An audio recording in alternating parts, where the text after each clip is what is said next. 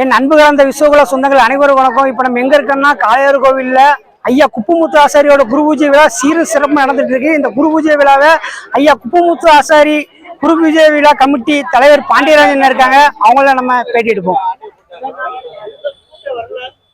விஸ்வகுல மக்கள் அனைவருக்கும் காளையார் கோவில் குப்பமுத்து ஆசாரி குரு பூஜை விழா கமிட்டி சார்பாக என்னுடைய பணிவான வணக்கங்களை தெரிவித்துக் கொள்கிறேன்.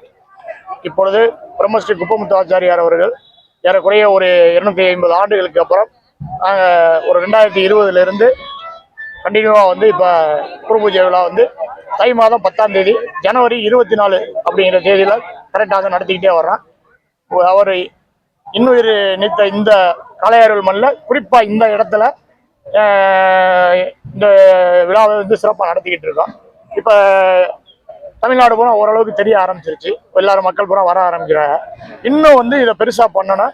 கூடிய விரைவில் குப்பமுத்து ஆச்சாரியார் அவர்களுக்கு மணிமண்டபம் அமைத்து அவருக்கு ஒரு வெண்கல சிலை வைத்து வணங்க நாங்கள் ஏற்பாடு செய்திருக்கோம். இதற்காக அரசுகளை ஆவணம் செய்து கொண்டிருக்கிறோம். இதற்கான ஏற்பாடுகள் விரைவில் நடந்து இந்த முயற்சி வெற்றி பெறும் என்பதை மிகுந்த மகிழ்ச்சியோடு தெரிவித்துக் கொள்கிறேன். அதற்கான அருளை சொர்ண காளீஸ்வரர் அவர்களும் ஐயா குப்பமுத்து ஆச்சாரி அவர்களும் அதற்கான முயற்சியை ஜெயமாக்கி தருவார்கள் என்று நம்பிக்கையோடு கூறிக்கொள்கிறேன். வாழ்க விஸ்வகர்மா, மக்கள் ஒற்றுமை. எத்தனாவது குரு பூஜை விழா இது 228வது குரு பூஜை. இது ரெகுலரா பண்ணிக்கிட்டு இருக்கேன். எல்லாருமே ஆதரவு கொடுக்கணும். அனைவரும் அடுத்த வரும் காலங்களில் நம்ம விஸ்வகுல சொந்தங்கள் அனைவரும் வரணும். ஏன்னா எல்லாரையும் இதை கான்டாக்ட் பண்றதுக்கு எங்களுக்கு சில வாய்ப்புகள் கிடைக்கல. முடிஞ்ச வரைக்கும் தகவல் தெரிஞ்ச பூரா வந்து இந்த விழாவில் கலந்துக்கிட்டு சிறப்படிக்குமாறு தாழ்மையோடு கேட்டுக்கொள்கிறேன்.